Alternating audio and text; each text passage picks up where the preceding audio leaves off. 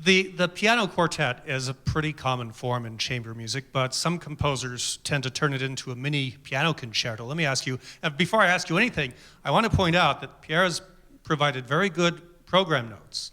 So please do read the notes in your programs before you listen to the music, because they tell you about the inspiration behind each movement and what's going on technically in each movement in a way that just about anybody can understand. He's one of the better composers about writing his own program notes. So avoiding issues that are in the program notes, what is the role of the piano in this particular work? Well, you know, I had always wanted to write a piano quintet because I've written so many, I've written 6 string quartets, believe it or not, and a lot of works for piano, since I'm a pianist myself. But so putting these two things together, the string quartet and the piano, was kind of a lifelong dream of mine. So it's really wonderful to be able to work with these players. I would say I wanted to make both of them equal. That is, you know, we have a great string quartet, the Jupiter String Quartet, playing this. And, you know, working with a formed quartet is really special in that they play together all the time. They live with each other all the time in music. And so they're very in tune to what one another is doing. And then Bernadette is such a great collaborator on the piano. So I knew I would have these phenomenal musicians. So I hope I gave them more or less equal parts. I tend to write very virtuosic piano parts just because that's my instrument. And sometimes I ask a lot of the pianists, and you'll probably see some of that in the piece. But I hope, you know, I hope it's true chamber music, and then in that every one of the instrumentalists has something to say in the piece. You've mentioned that you're a pianist yourself. One of the things that struck me listening to the rehearsal this morning, especially in the first movement, is that in the string writing, you seem to be checking off the most common string effects. You know, you start off with pizzicato, plucking the string, you've got some long slides on the strings, you've got different ways of using the bow. Also, it's like a Bartók variety in certain ways. Although I don't want to give the impression that this is all about sounds. You are using themes and structures and things like that, but you seem to be very enthusiastic about exploiting what the string instruments can do. You're a pianist. Do you need to have hands-on experience with the other instruments you write for? Can you get the information out of an orchestration treatise? How do you do that? No, I would say it all comes from experience. So all of my quartet writing has certainly played a large part in this piece. Everything I've written before this piece has given me the experience to figure out how I'm going to approach this piece. But I would say if all you hear are the effects of the piece, then I probably will have failed as a composer, because to me it's always about the music. String instruments have just such a variety of sounds and timbres that they can produce, and the same with the piano, the various touches you can get on the piano. So I certainly exploit that in my music. But for me, it's always towards the expressive means of expressing the music and not just different kinds of sounds for their own sake. So I hope that comes through in the piece, yeah. A few days ago, I walked in here when the quartet was rehearsing some Beethoven, and I came in at a spot that made me think, wow, that sounds a lot like Brahms. So it's no insult or suggestion that you're derivative when I say that a couple of moments in this new work reminded me a little bit of other composers. Like in the first movement, there's this sort of chugging ostinato effect with a singing melody over it, and I thought, gee, that's the sort of thing Martinu did all the time. And there's something similar in the last movement, except the chugging is more of a pulsation. And I looked in the program notes, and sure enough, there's a word pulse, but there's a pulse with the long singing line over it, and I said, gee, that sounds like something John Adams used to do a lot. Do you have any trademarks of your own, so that if we became familiar enough with your music, we would say, oh, that sounds like Pierre? It's always challenging to analyze yourself, but I'll do my best. I think there's a couple elements in my music that keep cropping up again and again in different pieces. One is the rhythmic element. that there's an underlying pulsation into the fast music that I write. And I think my upbringing, not only in classical music, but having played some jazz and popular music, certainly influenced that in some ways. And then there's a more kind of slow, ethereal kind of music where time seems to stand still. And I think you'll hear a little bit of that in the second movement. And this influence of Gregorian chant. The second movement also is entitled Kyrie, and it basically takes a fragment of Gregorian chant and transforms it into a longer line melody through just my own personal voice. So I think those elements are sort of fingerprints, if I might say, of my own. I hope that you'll hear those in the piece too. I am going to open this up to the audience for questions, but first I had one more question I was going to ask you, and I can't remember what that is. So I'll turn it over to you right now. Do we have any questions for Pierre? We always do, but people are shy to be the first to raise the hand. Yes? No? Were you bidding or? No, okay. Okay, yes. How old were you when you wrote your first piece of music? Wow, that's a great question. I think I was about 11 or 12. So I started taking piano lessons like many young kids very early on, around age 5 or so. And I started composing before my teenage years, these little, very short piano pieces. And some were sort of imitations of popular music I heard. Some were imitations of Chopin or Bach I was playing, or my best imitation, which wasn't very good at the time.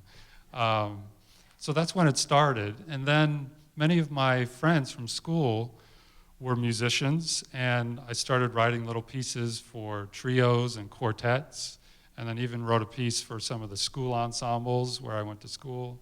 And so that's how it started. And I had encouragement from my teachers, so just went on from there. I want to ask, do you keep a notebook of ideas that don't have a purpose yet? Actually, I don't have a notebook, but I have a very sort of personal sketching style where I take these large pieces of paper, no staves, so no musical staves. It's just like a blank canvas, and I have my own sort of musical contours and rhythms that I write down, where I'm trying to hear these things in my head, but trying to write them down very quickly without getting too bogged down in the details early on. So I have an idea of the larger form right away. And I've always been jealous of painters who have total control over a canvas, and they just do their thing, and when they're done, they're done. They've represented on the canvas what they want to say, and someone looking at the canvas can look at it for 20 seconds or 30 minutes if they want. Whereas in music, as a composer, it's a collaborative process. You put yourself in the hands of the performers, and the performers are the ones who have to carry out your vision. And as audience members, you have to sit there through the time process. Music is about time, so you can't just walk in for 30 seconds. You have to see how this thing ends. So it's a very different kind of artistic experience. But when you have yourself in the hands of great performers, hopefully that will come through. In the piano quartet that we had last time you were here, you told a story about how you'd been driving on the freeway in Houston, and you were struck by how the buildings seemed to pass at a different speed than you were traveling at. You worked that into your music. You've got non-musical titles for each of these movements. Obviously, with the Kyrie, you started with the Gregorian chant. You knew where that was going. Do you come up with these references, these non-musical references, after you've written the music, or is that the germinal idea? Typically, it's either before I've written the piece or if I'm right in the middle of a piece and I see that reference all of a sudden. And this first movement it came fairly early on in the process. The first movement is called Mannheim Rocket. And I noticed I was writing all of these very scalar passages, doing these crescendi, going upward. Can you play an example? Sure. Mannheim Rocket. Doesn't have to be your own. So so there's an orchestra in Mannheim, Germany in the classical period, which was known for its various effects. And one of the effects was a melody which had an upward trajectory, and very often it was an arpeggiation. So here's one from Beethoven.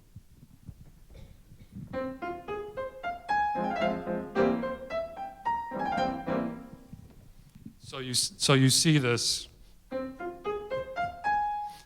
little arpeggiation upward, but it can also be a fast scale or some other kind of upward trajectory.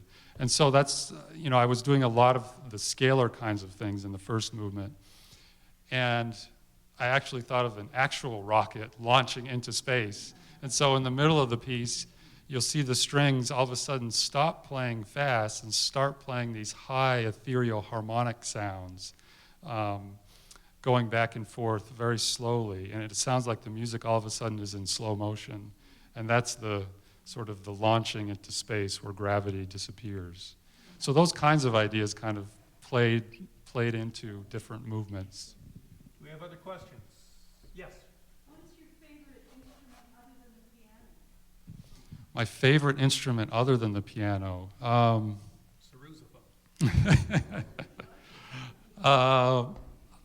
I love many instruments. I would say my two other favorite, one would probably be the cello, because it has such a beautiful tenor voice, and it can have a really wonderful bass voice as well.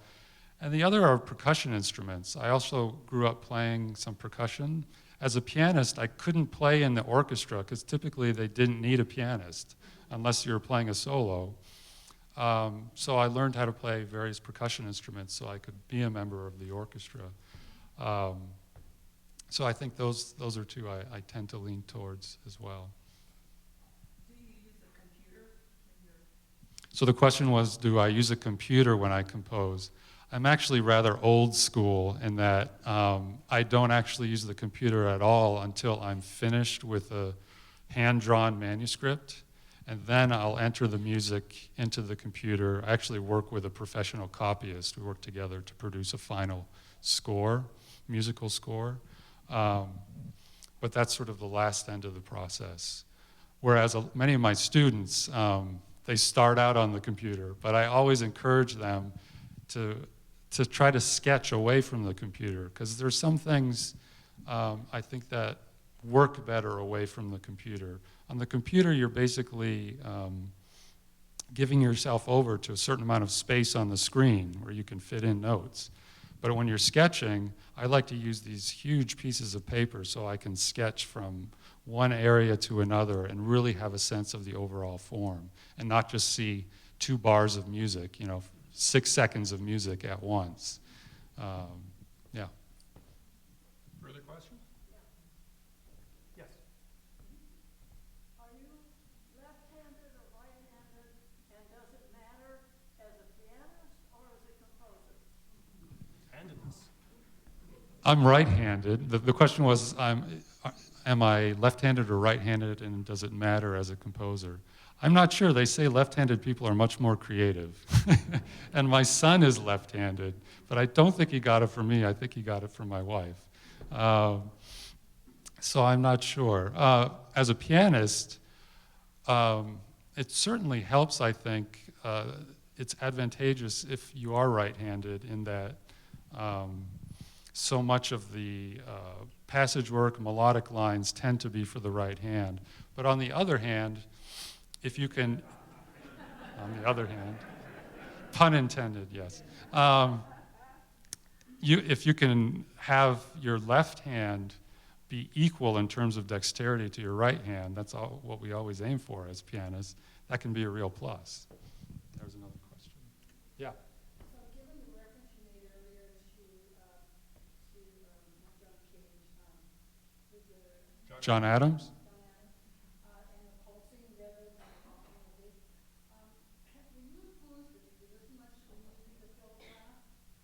So the question was, did I listen much to the music of Philip Glass and influenced by that? I think you'll certainly hear a sort of minimalistic influence in the last piece and the last movement, which is entitled Pulse. It's sort of all about pulse. But I don't think of it as a minimalist kind of style. But certainly I've listened to Philip Glass, Steve Reich, John Adams. I think many of these composers had an influence. Probably my biggest influence, I would say, in terms of living composers, was my teacher, George Crumb. I don't know if any of you have heard of the composer George Crumb, who was very much a eclectic kind of composer, colorist. Timbre was very important to him. But one of the things I learned from him was how to manage time. That is, much of his music is slow, but his management of time, he's really a master at that. He knows exactly when to change to something else, or for a phrase to end and another to begin. He just has an impeccable sense of that, and I learned so much of that from him. One last question. Yes? What new composer or artist interests you now? So what new composers or artists interest me now? I'm basically a music fan, so I like lots of different composers. But I tend more towards, I guess, the older school of composers I grew up with that were just a generation beyond me. So people like John Adams and John Curliano and Chris Rouse and Jacob Druckmann and George Crumb, as well as, you know, the classical masters such as Debussy, especially French, Debussy and Ravel, composers like that. So these all had enormous influence on my music, certainly. Pierre Jalbert, thank you very much for joining us.